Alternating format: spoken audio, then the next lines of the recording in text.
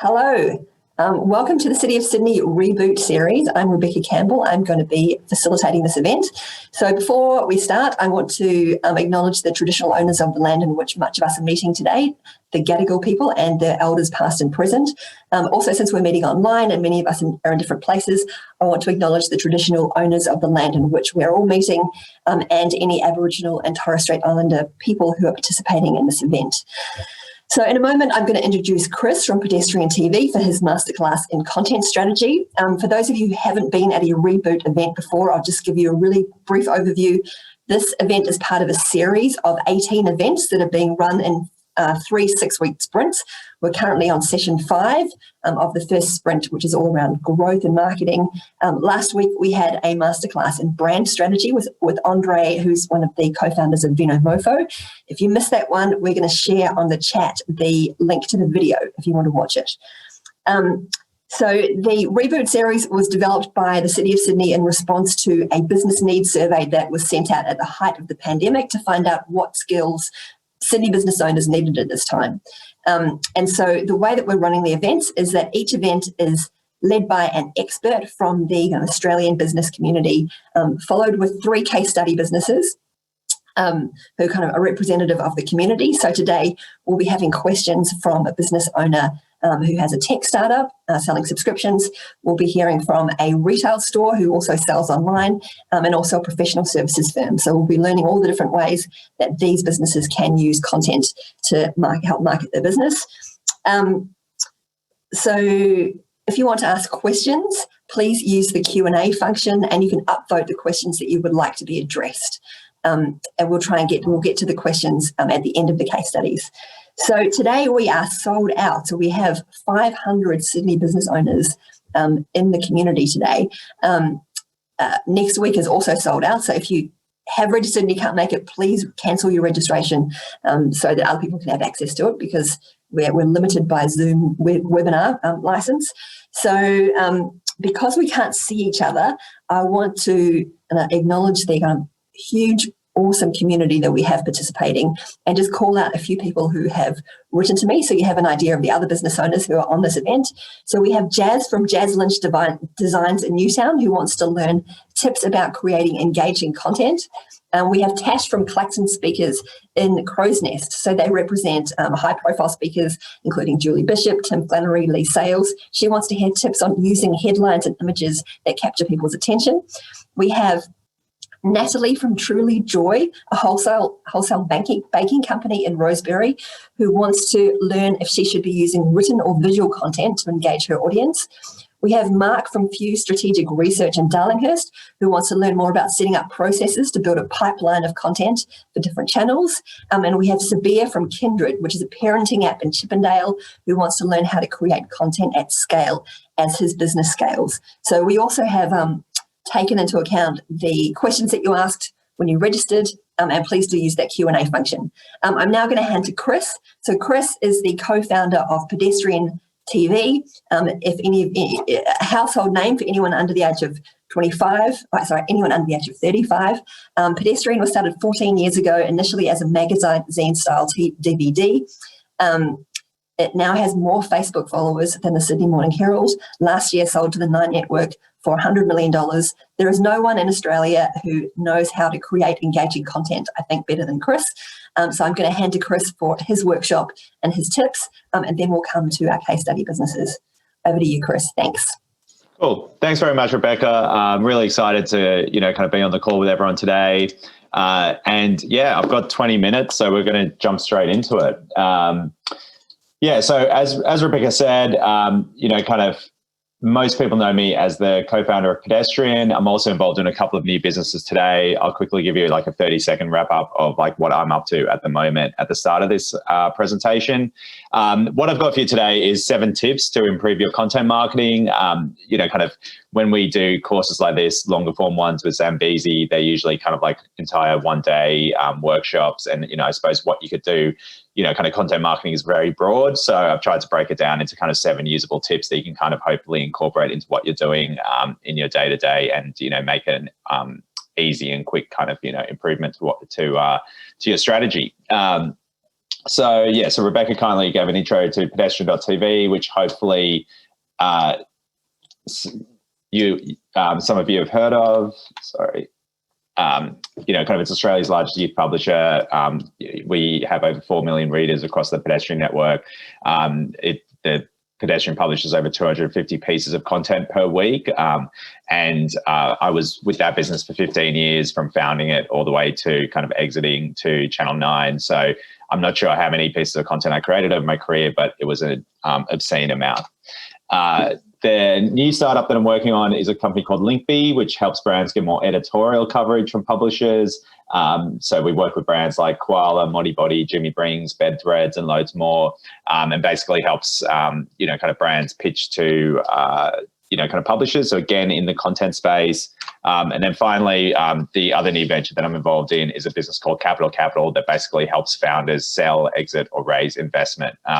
If you're interested in any of kind of, reaching out about any of those businesses, shoot me a note via either of my emails, chris@linkbee.com or chris@capitalcapital.com.au. I've got my emails at the end as well. And feel free to say hi. What is a content strategy? I think the easiest way to think about it is like consistent content across a selection of media that drives business outcomes. There's three really important parts of that. First of all, the fact that it's consistent. Once you find the channels and the type of content that you're going to be producing, consistency is the thing that kind of really wins out. Kind of people need to know what to expect from you, and kind of the velocity at which you're going to kind of produce that. Selection of media is important. There are so many different places that you can place your content nowadays that, and I think especially for smaller to medium-sized businesses, you really need to kind of pick a handful, and potentially even, kind of as little as 1 to 3, and just do those channels really, really well.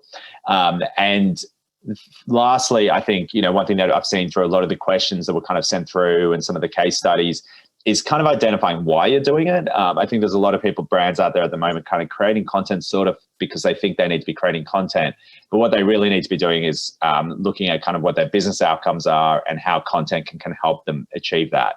For every business, it can look like a range of different things. It could be telling the story behind your brand. It could be sharing your expertise, creating a community, engaging on social or ADMs. It could be the way you use PR or guest posting across relevant media, building content for SEO or long tail traffic back to your website, the way you use copywriting, the way you use video, the way you use images, text, and audio. And kind of the solution that you're looking for will be different for every business. And it's, really effective content strategies helps businesses, from the likes of Canva, turn from a 2-person operation into, kind of one of Australia's, kind of most valuable startups. They've used content to help, kind of improve and, build a community around design. They've used content to help drive SEO traffic back to their sites, kind of with a range of, ranking for things like business card design or color combinations, so that people who are looking for this type of kind of content are also likely to be customers of the product, and they sometimes discover the product through an article. But it also works for really small businesses. So this is an example of a burger shop in Greater Western Sydney that kind of jumped on TikTok during the pandemic, and has built up a massive audience of followers with 12 million likes, and almost 400,000 followers across TikTok. The content's all about burgers. It's helped to turn that from a little burger shop into something that's much larger, and helped to build a loyal following around that. I think the really interesting thing here as well is that despite having all of that success on TikTok, they've only just started to kind of, for instance, to create content across other channels like YouTube. So, I think this is a really good example of focus and kind of finding a channel that works for you, and then honing in on that, and, kind of meaning something to that community without trying to spread yourself too thin. And, some other examples from a law firm that Pedestrian would use, kind of in the past, that called Mark Lawyers, that do really interesting EDM send outs where they kind of look at something that's kind of entering the zeitgeist, whether it's kind of Google and Facebook and the ACCC, or whether it's something that's happened on a Netflix TV show, like you can see on the example on the left, and looking at how law can interpret these bigger issues that are happening. And yeah, the articles are really interesting. They go out on their EDM. And, I think probably the biggest focus for them around those is like re-engaging existing clients. So tip number one, what content can you create that no one else can? I think this is something that like I tell everyone from, sort of publishers to, kind of businesses that are looking to create a content strategy. There's so much content out there that, I think what you really need to look at is, kind of what are you doing with that content, and, kind of can people get this same thing, can people get this same thing elsewhere? If you can find the same thing elsewhere from a, source that's potentially more trusted, or, kind of a publisher that you're competing against, then chances are people aren't probably going to like look at your content in the same way. What you want to do is find your sort of like the clear space where you can create something that you're an expert on that no one else can do, as well as you. And sometimes that means going really, really deep and in depth, around what you're doing, and not being too general. I think sometimes that's a challenge that a lot of businesses have, is where they sort of, they have a specific expertise in a really core area where they are probably one of like, a handful of experts, potentially around Australia, but then they try to kind of generalize it. And by generalizing it, they lose what makes it really magic. So yeah, so looking at what you can create that no one else can is a really important starting point.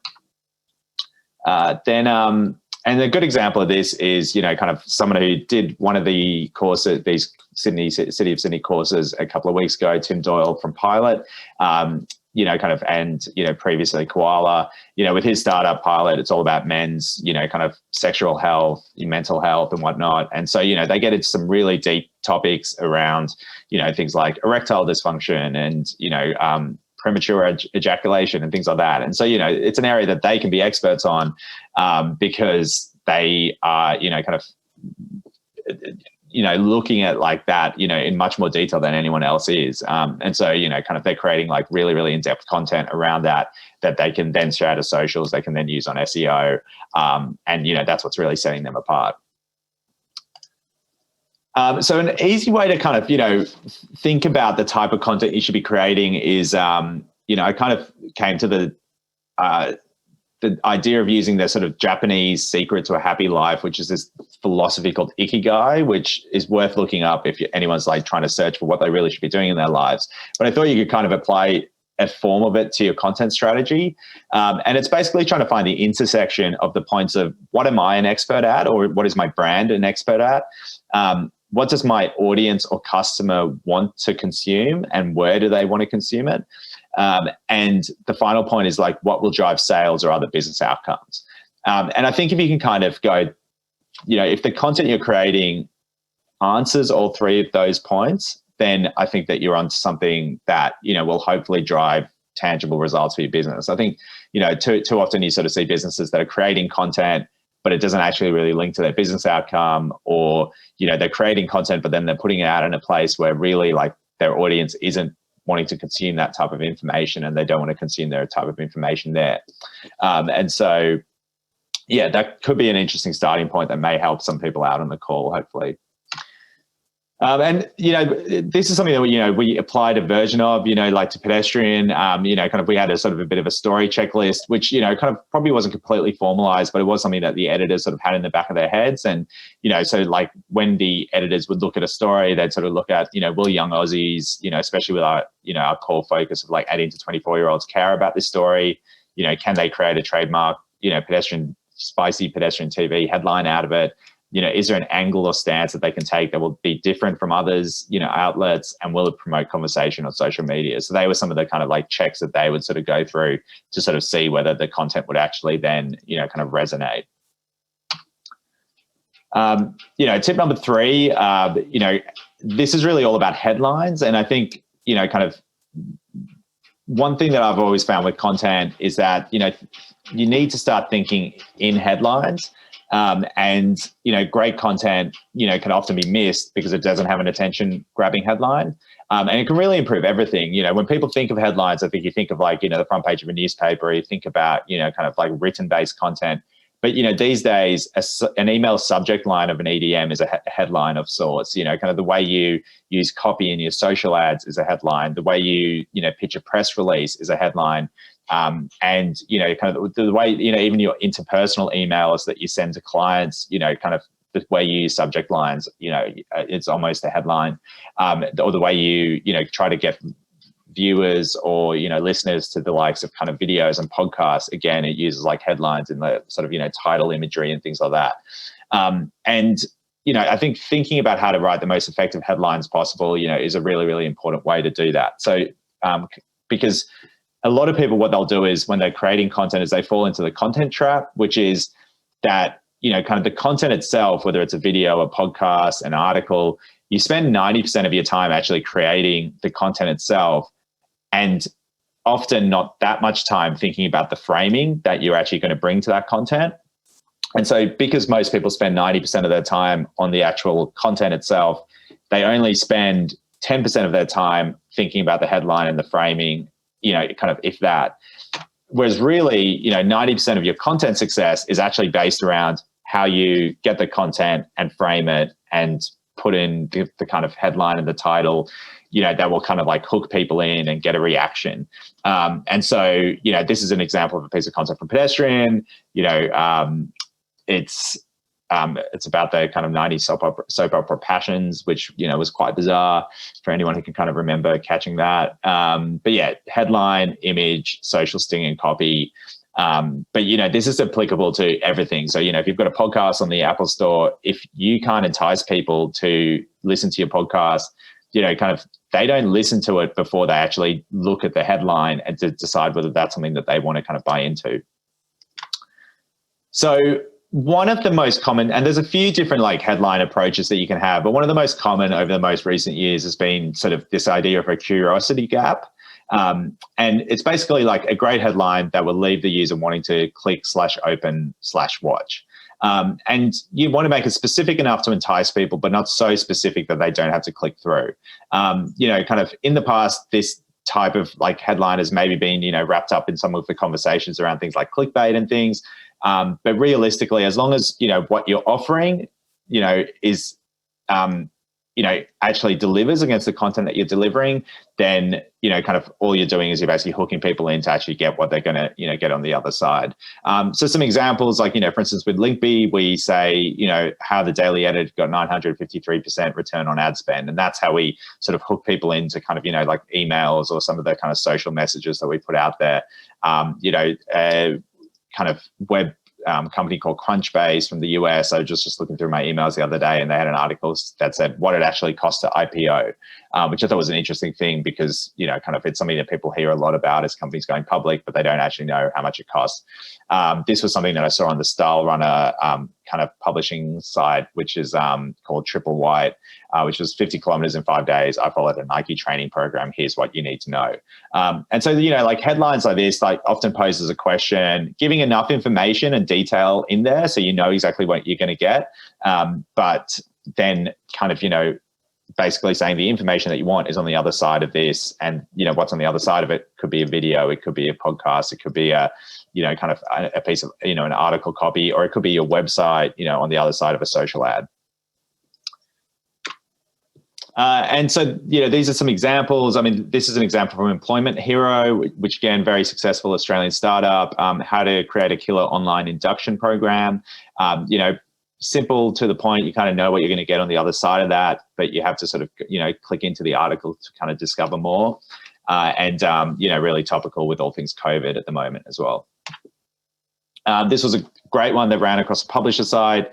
This is what I feel is to live in Melbourne right now. And, this is something that, kind of Broadsheet, which is, kind of a publishing company that's based in Melbourne, they wrote this and it, resonated really, really strongly, kind of with people, not just for people in Melbourne who could kind of share the experience that they were facing when they went down into their second lockdown, but also for people outside of Melbourne to kind of create some empathy with what they were going through. Tip number 5, and this is something that's, really, really easy to apply. Like, headlines are so important. Framing of your content is so important. So make sure you crowdsource it. Don't just rely on one person in your organization to think that they have come up with the best headline possible. Share this information with others. And, the easiest way to do it is, first of all, when you're creating the content, write 3 to 5 different options for headlines. I'd almost even recommend having 3 to 5 different options of images as well that you can put up with that post. And then get feedback from others. If you use a tool like Slack, put it in a Slack channel, say, hey, I'm just about to post this piece of content, wanted to hear what everyone's thoughts are, and be prepared to get a range of different feedback. So this is something that both Pedestrian and Linkbee both do, where we crowdsource headlines. So be ready to mix and match. Often the feedback might be, I like the start of the first one, with the second half of number 3, or can you add more detail or take away some detail? Can you make it more descriptive? I'm not quite sure what I'm going to get. What if we flipped it around so the end of that one was the beginning, and what if we took out the words that don't contribute anything? So these are all things that I'll do, to make sure that our headlines are as strong as possible. And this is an example. So once we sent through a bit of a snapshot of this afterwards, how Pedestrian approaches headlines. And this is an example of one of those Slack conversations and how it all comes together. This is an example of, again, just a breakdown of how headlines can evolve. So, for Pedestrian, this was back when Pauline Hanson decided it was a great idea to climb Uluru. It's an example of how the Pedestrian headline will evolve and, how it separates itself from other news outlets and create something which, going back to that point, is something where people can't get anywhere else. So this is this was taken from a Pedestrian presentation. I don't usually quote myself in my own presentations, but, for me, creating a headline that will rip people's eyeballs out is the goal. So you want something that's really going to stand out, really going to grab your audience's attention. And, without that, then there's almost no point creating the content in the first place. Tip number 6 is find your tone of voice. So how you say things can be just as important as what you say. Are you casual and conversational, or funny and irreverent, or serious and researched? And having a consistent tone of voice across your content can really help make your brand stand out. And it really makes your brand 3-dimensional as well. If your brand was a person, who would they be? Thinking about it like that. And how do you integrate this through everything that you do, from packaging to customer service to emails to T's and C's to the little slip of paper that someone gets when they pick up your product, if you're shipping things online. And there's some great examples over the years, like someone like Nudie Juice, is a brilliant example, I think, of tone of voice, where it just separated them from other players in the juice market. They were very influenced by a company called Innocent, which was out of the UK, which again has fantastic tone of voice across their point of sale and their advertising and their marketing. Again, these are some examples of things that ran across their social, as well as some of their packaging examples.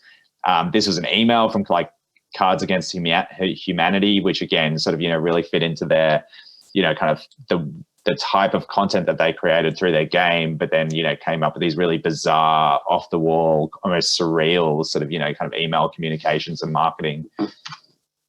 And then, in terms of bringing through everything that you do, Mark, that company that I talked about, in law at the start, they have a little disclaimer at the bottom of their email that basically says, we do not disclaim anything about this email. We're actually quite proud of it, really. So, the same way that they have plain speaking content, they then feed that through to everything from, including their email signatures.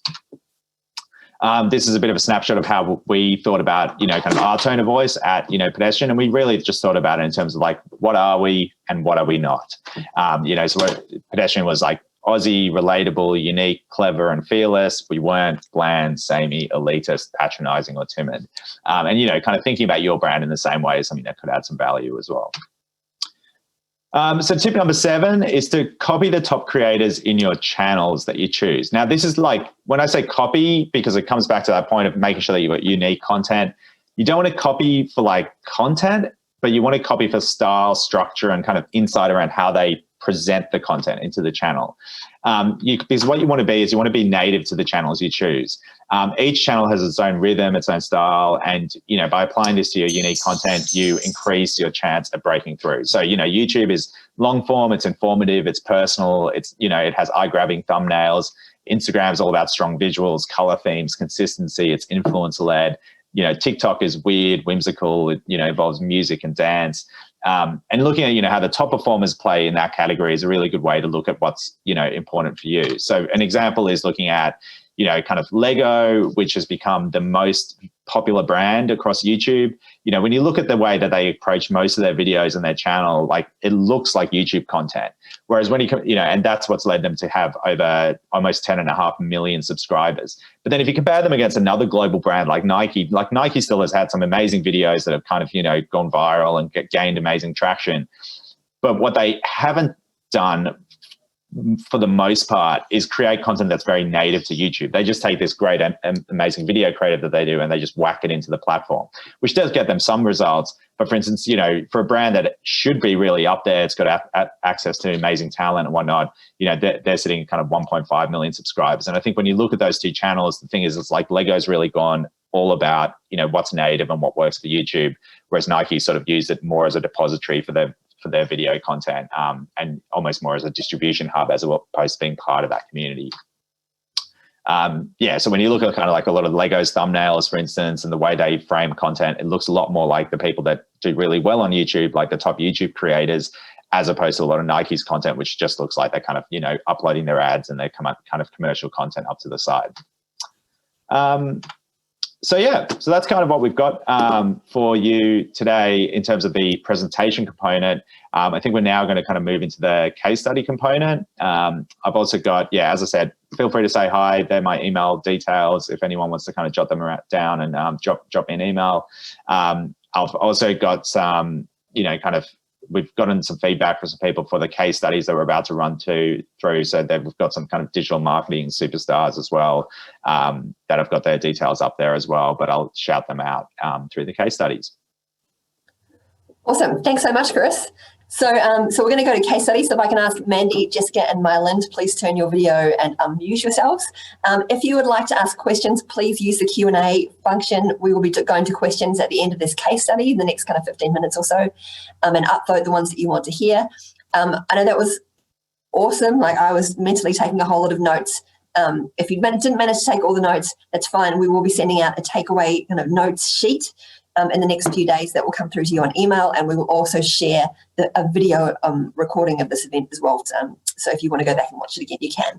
So thank you, Chris, for that. I'm going to introduce first Jessica, who has a couple of questions for you, and then Mandy and Mylan. So Jessica runs Jiggle Hub, which is a startup.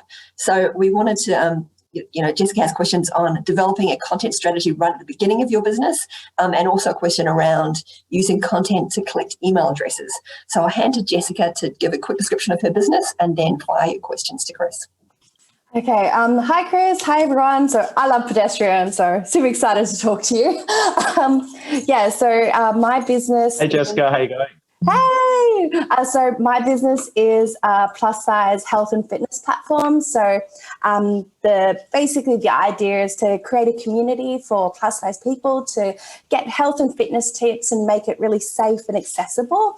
Because, the reality is that, plus-size people do work out, and we're trying to, help our community reach their fitness goals, whatever those are. So there's two aspects. So we're across two verticals. So the first vertical we're releasing is basically a subscription box. So that's a quarterly subscription box, and it'll feature things like activewear as well as equipment as well, which will correlate with the membership platform that we'll release later to help people meet their fitness goals. So that's us. So my first question is, how should a new business start to develop a content strategy? So what do you suggest I try first? I'm trying to be super consistent on Instagram, and I will use YouTube, but I'm only focusing on two platforms because it's just me, and I want to be authentic, really. So I think starting small is a really good way to go about it. I would definitely recommend just trialing a few different ones to see which ones actually kind of resonate, because typically the more established the channel, usually the harder it is to build a presence from scratch on that channel. And because, so not to say that kind of YouTube isn't the best fit for kind of what you're doing. But yeah, that may be worth trialing. And then because once you do lots of tests, then you can kind of go, wow, like we seem to be really breaking through on this channel, or like that type of content that we did here worked. What happens if we start doing a bit more of it? Yep. Okay. It works every time. Oh, wow. Okay. We're onto something. So would you recommend to do testing? So I was planning to do 30 days worth of testing on basically 3 platforms. Would you recommend maybe going to as much as 6 for 30 days to see what works? Or potentially, like, look, if you can, I think it's twofold. Like, first of all, is like when you're very early stage in business, I think first of all you need to look at what's the core thing that I'm doing, and how do I make sure that I'm focusing on things that really help the core business, and once you feel like you've got the core business to kind of be where you want it to be, that's when I think you can kind of start to feed in drivers into things. Because, for instance, if you don't have an optimized landing page for your website, if you feel like you could still be kind of converting people better once they land on your page, then all the content that you do to drive people to your site is kind of all for nothing, really, because no matter how good your content is, you're going to drive people into kind of a subpar experience, which probably won't lead to sales. But if you do feel like you're at that point, kind of with the business, kind of looking at this side, the only thing I think the graphic design of Jiggle Hub at the moment looks great. I'd say that maybe like having more imagery right up the top, kind of would actually probably like be a bit more attention grabbing potentially. So again, like if you look at Keep It Cleaner, they've got, kind of an image of, the girls right up the top. If you look at a lot of like e-commerce sites, that are consumer focused, they'll have like, again, really strong, almost full page imagery up the top of their site. But yeah, I think like if you have a play around with it, potentially, I'm trying to think, kind of the 6 channels that you want to be on, but yeah, if you had to play around with like the likes of, kind of TikTok, kind of Instagram, YouTube, Facebook, and just trial some different things and then start to see what's resonating. And then, kind of if something resonates or you get like, some positive feedback on it, do a bit more. And then, over time, and then drop the 2 to 3 least performing channels and just kind of focus on the top 3. And if one really starts to break out, then I'd almost recommend purely focusing in on that one. Okay. So my next question is, I want to drive traffic to my site and collect email addresses. So I'm thinking about giving away a piece of content. So I'm building up to the membership platform, which will be my basically my cash cow, because there's not a lot of money that I need to invest in that to get the channel working. So where should I focus giving away my, like I will have a freemium model, but I also need to make money, like to keep growing. Of course. And I think coming back to that, like needing to make money, which is like obviously super important for any business. So like, so it's not just my opinion. I like for each of the case studies, I reached out to like a friend who like works in an area that I thought was kind of relevant. So for this one, I reached out to Nick at Alley Group. So Alley Group are like an amazing digital marketing agency.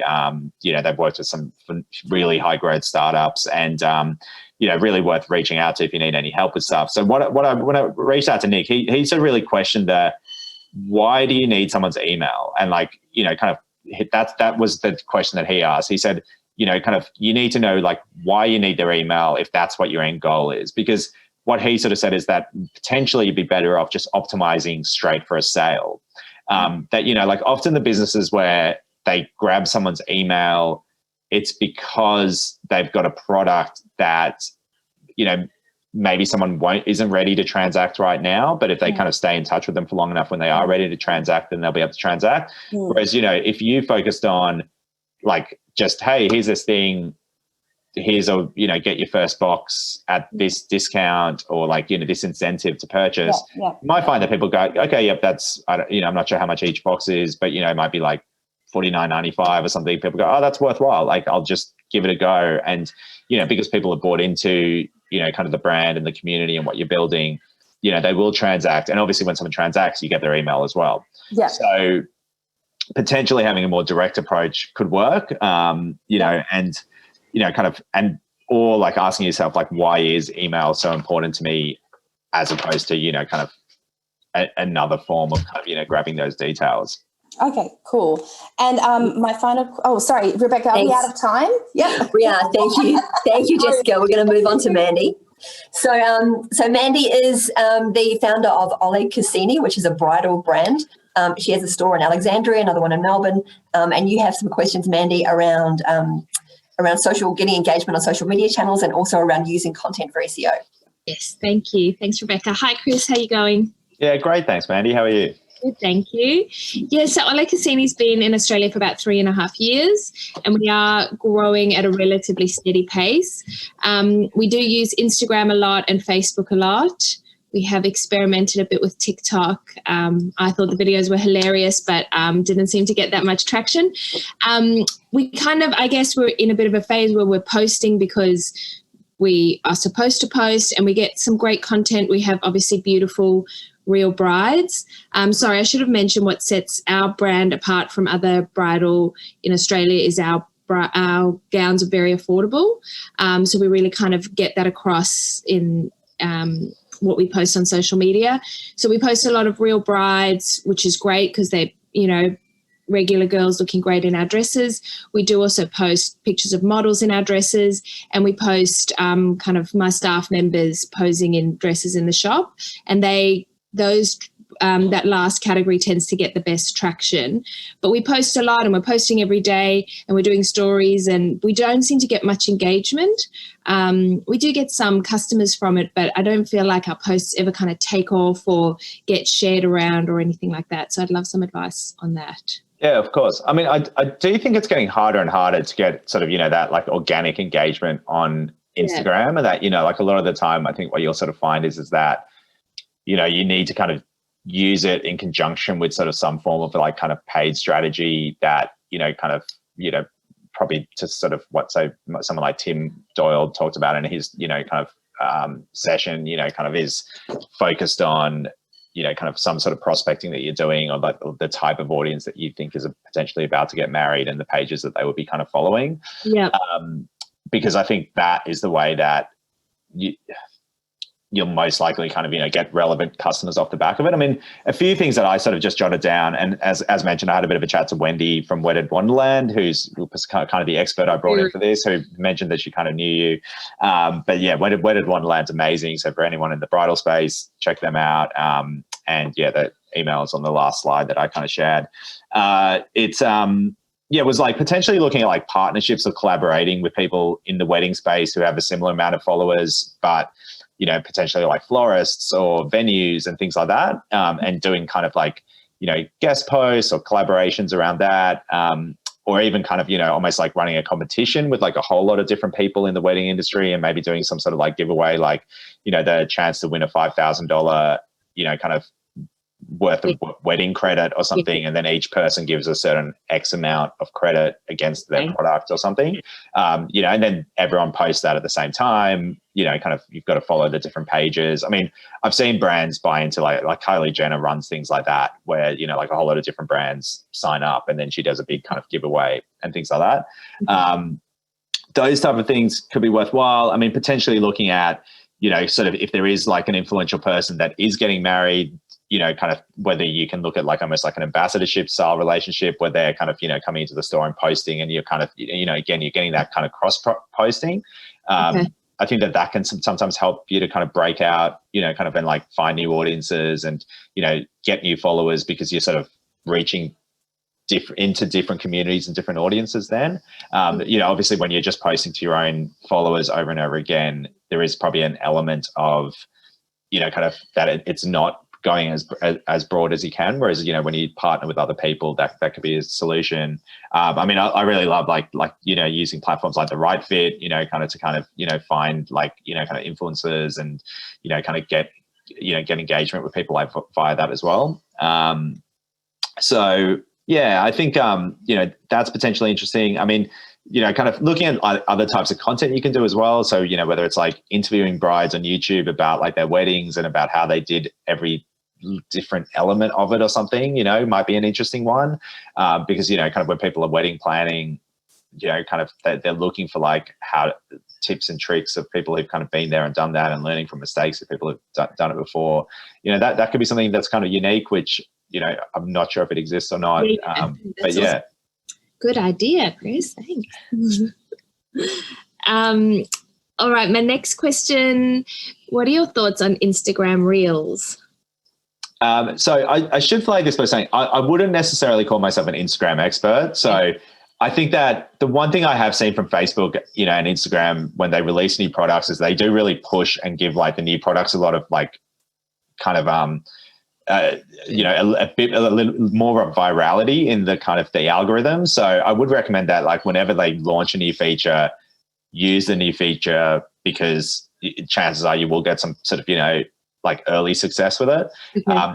As to whether I'm also a bit dubious about whether kind of Facebook and Instagram they've got a mixed result with copying features from other platforms. So I don't know if it's here to stay or it's just here for like the next kind of few months, but it's definitely worth jumping on when it's kind of newer because when say something like Facebook Live got released, like it kind of you could do a live take on almost anything and it would generate some pretty good results.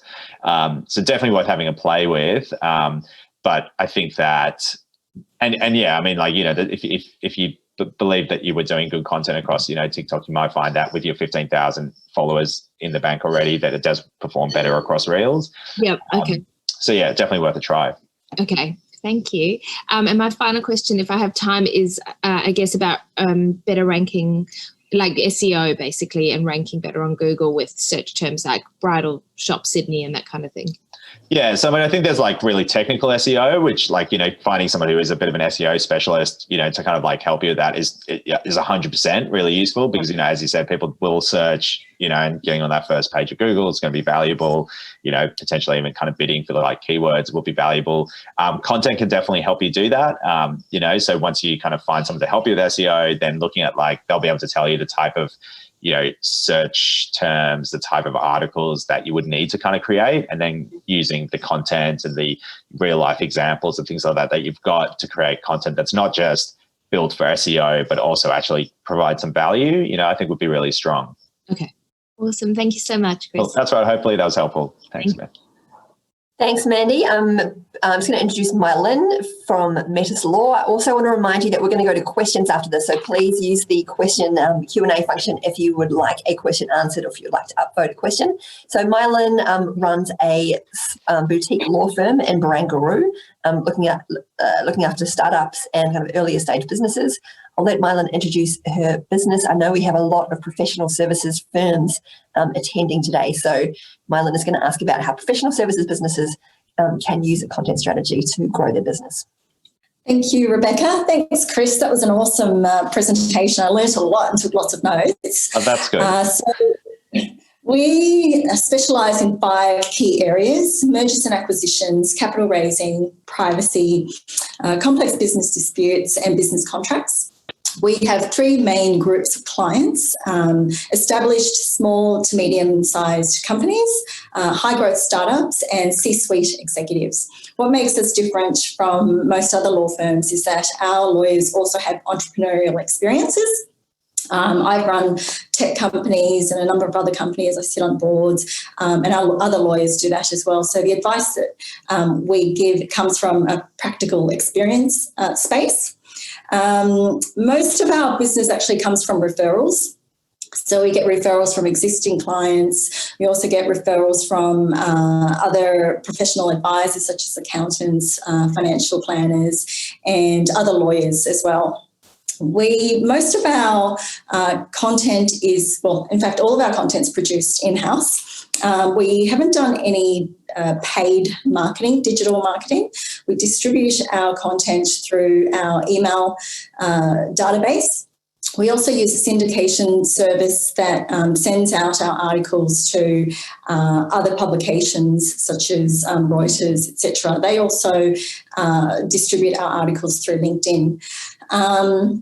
We've had moderate successes, but haven't been able to track exactly what the return on investment is on those. Otherwise, our challenge really is limited resources. So because we produce the content in-house, when work gets really busy, we find it difficult to then produce the content and then working out, at what point is it worthwhile to outsource that sort of thing.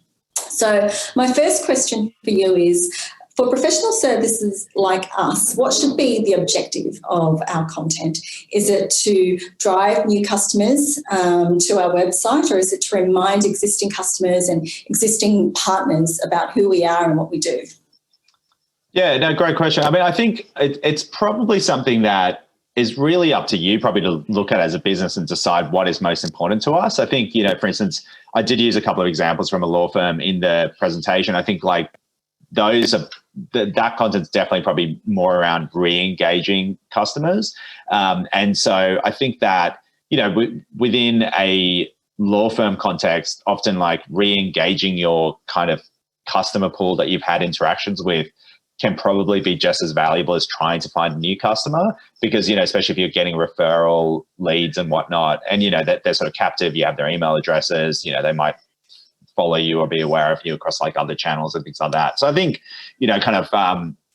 re-engagement is probably, an area that you can focus on, which is potentially more important to you than maybe some other businesses. But obviously new customers are great. I think, an interesting business, within law, like I feel like someone like Legal Vision, kind of has really like applied a lot of like digital, kind of best practice digital kind of marketing and, kind of methods to what they've done, and, they don't kind of work in your core areas. Well, there might be some overlap, but, I think looking at what they've done, kind of could be quite interesting in terms of how they use digital and digital marketing and remarketing and all of those things to then kind of close the loop and get new leads through the website.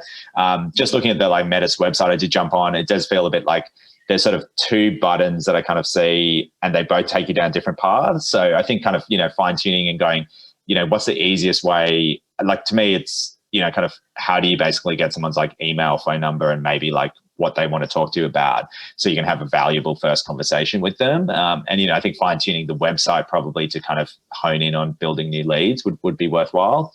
That's, and I think also kind of, because I did look at some of the content that Metis was producing as well. I think kind of the more you can really focus in on the detail around what you're doing, kind of would work, because like to me, kind of, so I've got some exposure to like, what's going on in the M&A world through kind of, what I'm doing with Capital. And it's like, and I love like reading about like the nitty gritty of how deals get done. And like, just those, like that type of detail is just stuff that you don't really see anywhere. Like, kind of, I'm always surprised that the AFR doesn't do more on like really getting into like that stuff or, things like that. And so to me, there's a bit of a gap in the market for that. Same sort of thing with, kind of like nuances, like the fact that, there's like how, small business owners can sell their businesses tax-free if they're over a certain age because of, capital gains tax discounts and stuff like that. Like whenever I tell that to people, kind of, they're like, what? I didn't know that. Like, just there's so much in that, kind of world that is unknown or hasn't been talked about, or, no one really owns that space. So I think that's worth looking at as well. That was actually one of your tips from the presentation that I furiously wrote down. So that's good advice. My second question is, what type of media or channel should we be focusing on? At the beginning of the year, we sent out a survey to our clients to ask them what they wanted to see, and they all came back and said they wanted a podcast. And we started working on that, but it's so much work. My question is, for professional services like us, is it worth the investment to go down that route? Should we be doing video, for example? I don't know any law firms doing TikTok. Is that something we should be considering? Possibly. I mean, I don't know if TikTok would necessarily be the perfect client. I mean, maybe if we were, like wanting to like represent juvenile offenders or something, maybe. But look, I think podcasts can be a dangerous road to get it. Like for me, maybe the best thing to do if you think if there is demand for podcasts would be to pitch yourself as an expert to some existing podcasts. So, maybe look at like, there's like Lady Startup or Scale Up. These are tips actually from Anthony Neeson at Niche Digital, because I did reach out to an expert for each of the three different case studies. And I thought this was a really good point, where it's like, rather than investing all of that into starting your own podcast, and because, that the podcast app is full of graveyards of like, kind of failed and, podcasts that like started up and then didn't quite get traction. And they are a lot of work. yeah, like sort of, reach out to kind of existing podcasts, potentially in the M&A area, and go, hey, this is who we are. This is what we do. We'd love to come on and do an episode around this. We think there's some value there for your readers. You haven't done one on this yet, kind of around M&A or capital raising. Let us know. And if you can and then if you get on one of those podcasts that's already kind of established and already got a bit of an audience, then you can kind of very easily go, did that drive us anything? Did we get any inbound leads from it? And if you see that maybe it did, then maybe you will go down and create your own, or maybe you would just pitch yourself out to more podcasts, and use that as a kind of like, part of your kind of media selection channel. But yeah, look, I think kind of you're on the right track with where you go. You're time poor.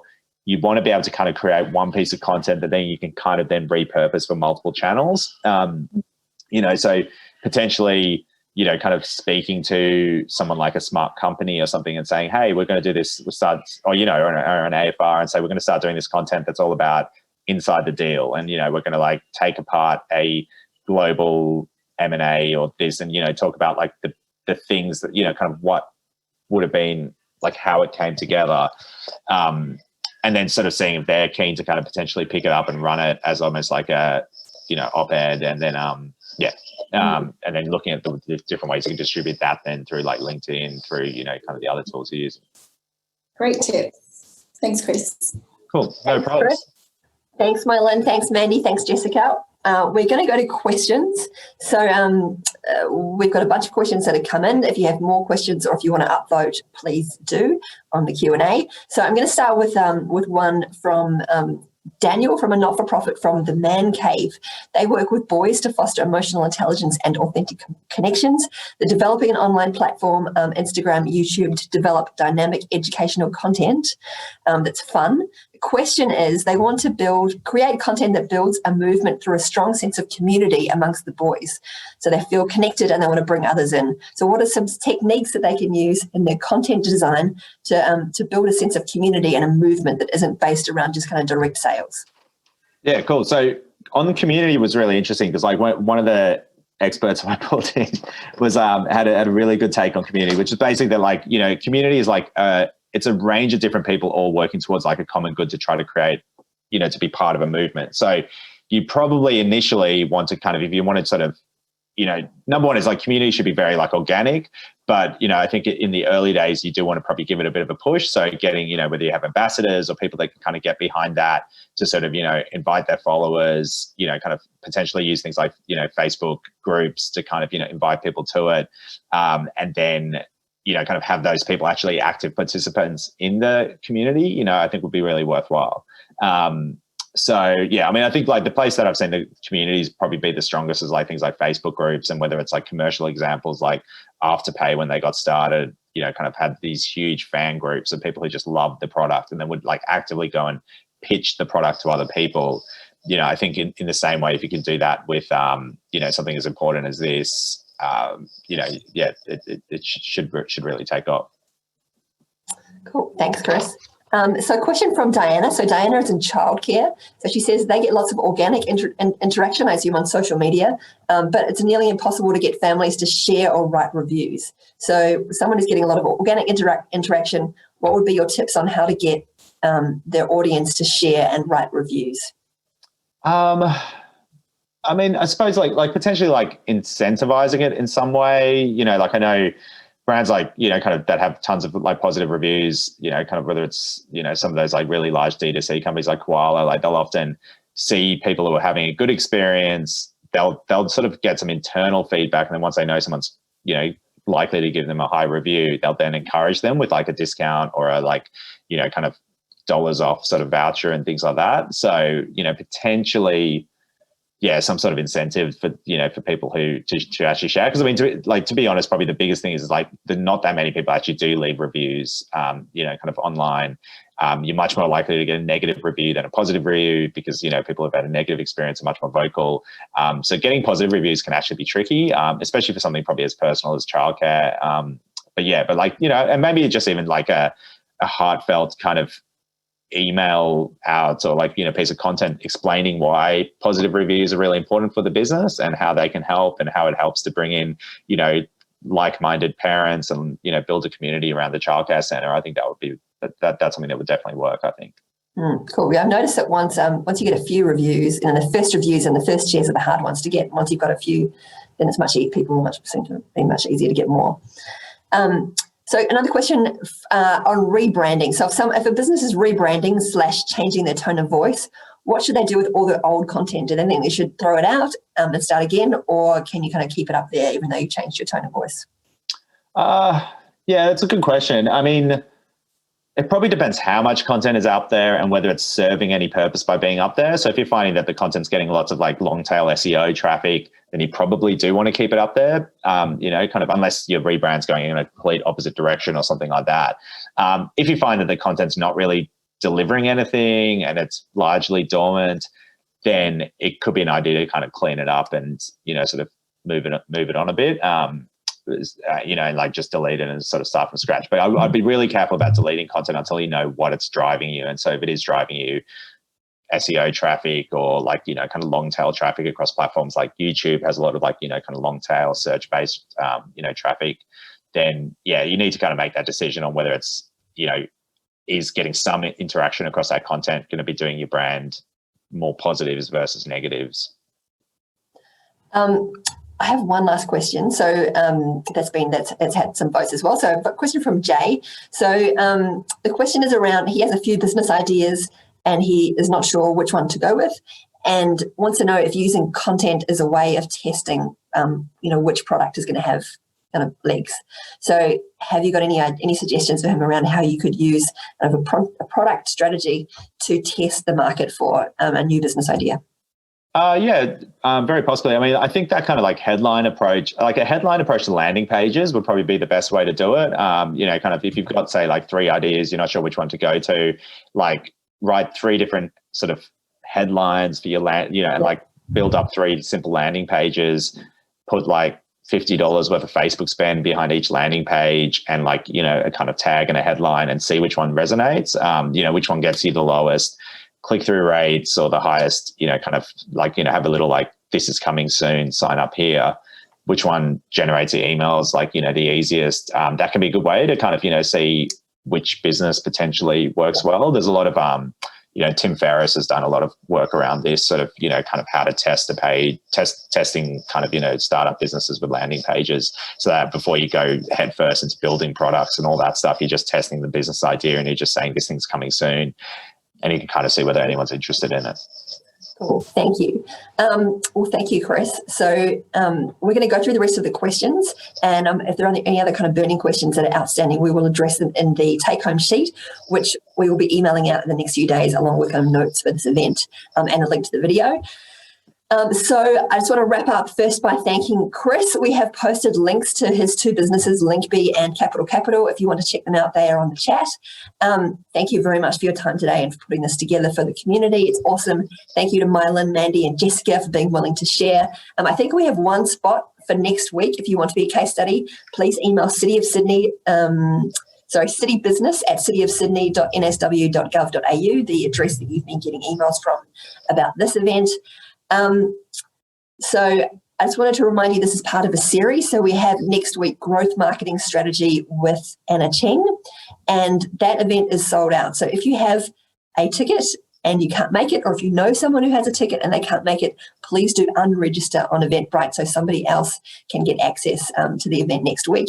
We will also be next week sharing the details for the beginning of the next series. So the next series will start in February. We have the founder of Employment Hero. We have a bunch of other great business founders running events on finance, people, business strategy, and also growth. We also have a business special event for B2B businesses, because I know we've had a lot of requests in the questions for special information for growing B2B businesses at this time. So I want to thank the City of Sydney for putting on this event and this whole series. We are also sending you a survey. We'll put a link to that in the chat now. It has also been emailed to you. It would be really awesome if you could fill in the survey and let us know what's working for you and anything else that you would like addressed. I hope you enjoyed this webinar. Again, we'll be sending out the video and the take-home sheet for your notes. Thanks again to Chris and to the case studies, and I look forward to seeing you again next week. Thank you.